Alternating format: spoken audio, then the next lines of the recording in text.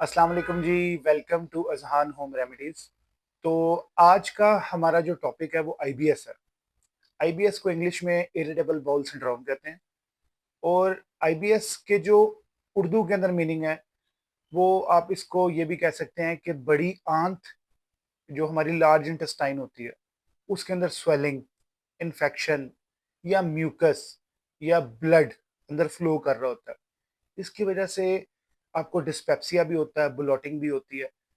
इसकी सबसे बड़ी निशानी ये है कि आपको पूरे मंथ के अंदर किसी ना किसी टाइम के अंदर डायरिया रहेगा, लूज मोशन मतलब, या कभी किसी टाइम पे ऐसा होगा कि आपको कॉन्स्टिपेशन होगी। डायरिया और कॉन्स्टिपेशन ये एक साइकिल बना रहेगा। कभी आपको डायरिया हो जाएगा, कभी आपको कॉन्स्टिपेशन हो जाएगी। मतलब आप इस कभी, और इसके अंदर एक और भी होता है कि इसके अंदर जो आपका पेट है, मतलब जो आपका स्टमक है, वो आपको ऐसे लगेगा कि जैसे फूला फूला। ब्लॉटिंग मतलब मरोड़ उठ रहे होंगे आपके पेट के अंदर। जब आप वॉशरूम मतलब स्टूल कर लेंगे, वॉशरूम से फ्री हो लेंगे, तो उसके बाद आपको थोड़ा बहुत रिलीफ मिल जाएगा। मगर फिर ये साइकिल एक ऐसा बना रहेगा जिसके अंदर आपको कभी कॉन्स्टिपेशन और कभी लूज मोशन लगे रहेंगे। गैसेस इसके अंदर पेट के अंदर बहुत ज्यादा बनेगी।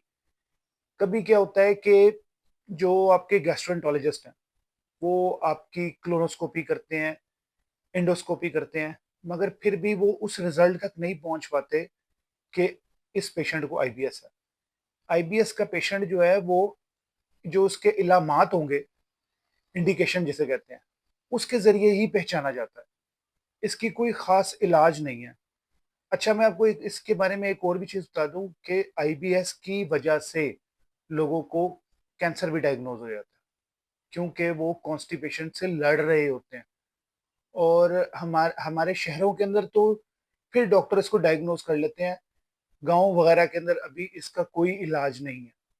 वो उसको आम सी मेडिसिन दे के, आम से कोई एसोमेप्राजोल टाइप की चीजें दे के उसको चलता बना देते हैं। मोटेलियम दे दी, मोशन लगे हुए हैं तो। मगर मैं आपको इन चीजों के बारे में बताऊंगा।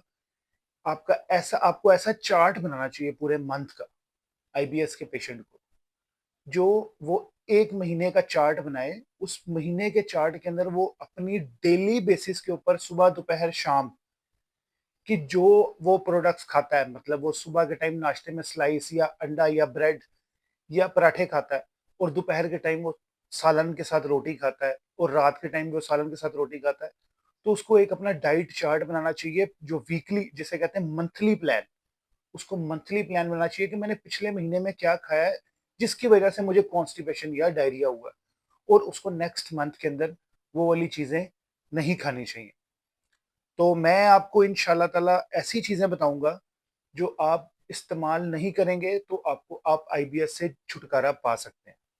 फिर इसमें क्या होता है कि पेशेंट जो है वो थोड़ा सा डिप्रेशन का पेशेंट भी बन जाता है। जो आईबीएस का पेशेंट होता है, उसे डॉक्टर जो एंटी डिप्रेसिंग जो जितनी भी ड्रग्स है वो देते हैं, प्रिस्क्राइब करते हैं। मतलब वो इनटेक करता है तो उसको थोड़ा बहुत रिलीफ हो जाता है, क्योंकि डिप्रेशन के अंदर चला जाता है, कभी कॉन्स्टिपेशन कभी। तो मैं आज आपको ऐसी चीजें डिस्कस करूंगा जो, अच्छा, फर्स्ट ऑफ ऑल तो जो डेयरी प्रोडक्ट्स हैं, नंबर वन के ऊपर मिल्क, दूध से बनी हुई जितनी चीजें हैं वो आईबीएस के पेशेंट के लिए सेहतमंद वाली चीजें नहीं है। उसको डेयरी प्रोडक्ट्स नहीं यूज करनी चाहिए, वो चाहे वो किसी भी फॉर्म के अंदर है। क्योंकि जो डेयरी प्रोडक्ट्स हैं वो इरिटेट इन बॉल सिंड्रोम को बढ़ावा देते हैं, मतलब वो प्रमोट करते हैं। फिर नंबर वन, आपको ग्लूटेन फ्री प्रोडक्ट्स यूज करनी चाहिए। नंबर थ्री के ऊपर आपको शुगर, हनी, मेपल सिरप, जितने भी शुगर से रिलेटेड चीजें हैं वो आपको नहीं यूज करनी चाहिए। फिर ऐसी प्रोडक्ट्स जो आप जो क्या कहते हैं उसे आप, सोया, सोया नहीं यूज करना चाहिए। सोया जो है वो इरिटेट बॉल सिंड्रोम के अंदर आईबीएस के पेशेंट के लिए बहुत हानिकारक है।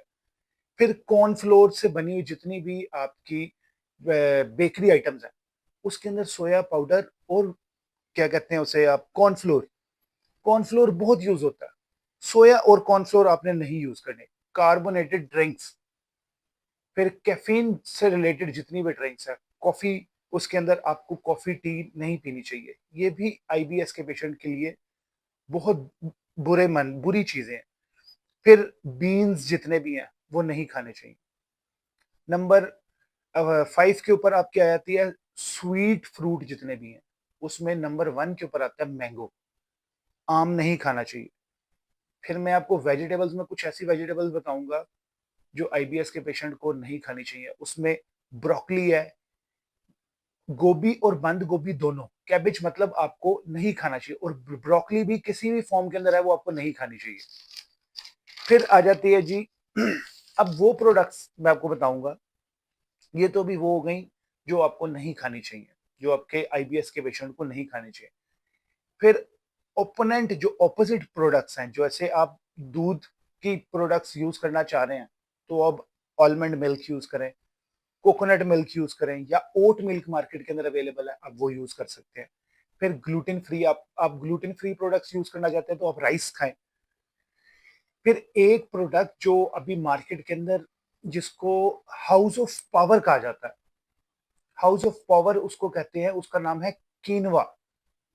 इसको इंग्लिश में भी कीनवा ही कहा जाता है और उर्दू में भी कीनवा ही कहा जाएगा, क्योंकि ये एक बाजरे के, कीनवा के बीज हैं, या ये बाजरे की शक्ल के अंदर है।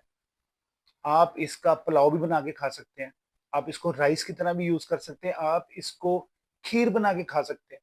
आप किसी भी फॉर्म के अंदर कीनवा को यूज कर सकते हैं। कीनवा, आप जो लोग गोश्त नहीं खाते, मैं उनको रिकमेंड करूंगा वो कीनवा खाएं, क्योंकि उसके अंदर रिच प्रोटीन है, विटामिन बी है, विटामिन सी है, आयरन की फिर मिकदार है, विटामिन ई है। तो आप कीनवा यूज करें। आप गंदुम और बाकी चीजें ना इस्तेमाल करें।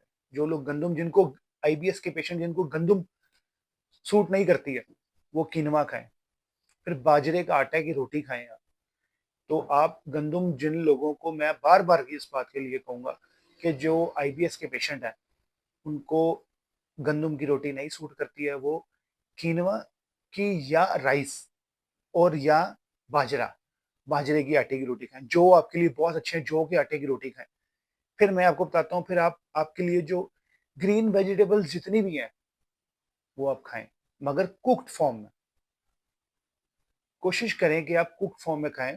हाँ, आप सैलड फॉर्म के अंदर अगर खाना चाहते हैं तो आप खा सकते हैं, मगर मैं आपको रिकमेंड करूंगा कि आप कुक्ड वेजिटेबल्स खाएं। फिर आप फ्रूट्स के अंदर पपाया आपके लिए बहुत अच्छी चीज़ है, पपीता जिसको उर्दू में कहते हैं। फिर अनार आपके लिए बहुत अच्छी चीज़ है। फिर आपके लिए बेरीज बहुत अच्छी हैं। अच्छा, अब इन चीज़ों, फ्रूट्स हो गए, वेजिटेबल्स हो गई। अब मैं आपको बताता हूँ आपको गोश्त कौन सा खाना चाहिए। आपको कोशिश करनी चाहिए आप वाइट मीट खाएं, जिसे आप फिश कहते हैं, फिश आप खाएं। चिकन आप खाएं, मसालेदार चिकन मत खाएं। मसालेदार खाना आईबीएस के पेशेंट के लिए बिल्कुल दुरुस्त नहीं है। आप फिश खाएं, आप चिकन खाएं। फिर आप मीट वो खाएं जो फैट फ्री हो।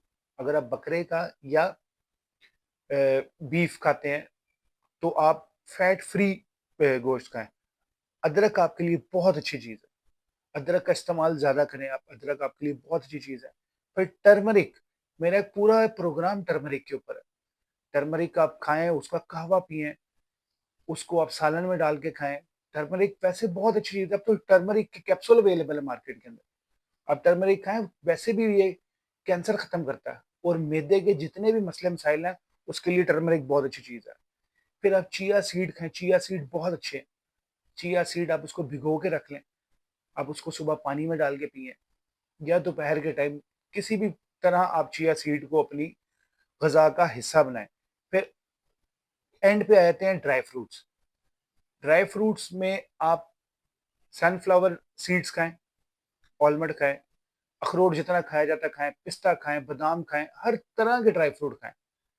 तो उम्मीद है आप लोगों को मेरा आज का जो ये प्रोग्राम है बहुत अच्छा लगा होगा, और इंशाल्लाह ताला हम आने वाले वक्तों के अंदर किनवा के ऊपर भी एक पूरा एपिसोड करेंगे, और मैं आपको किनवा के बारे में भी बताऊंगा कि वो बेसिकली उस उसका क्या फ़ायदा है आपके लिए।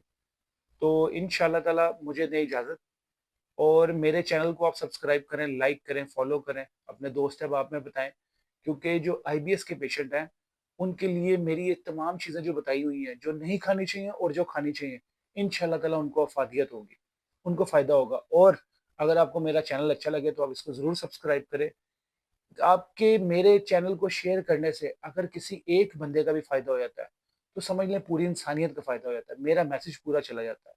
तो उम्मीद है आपको अच्छा लगा होगा मेरा प्रोग्राम। आपका बहुत-बहुत शुक्रिया। अल्लाह हाफ़िज़।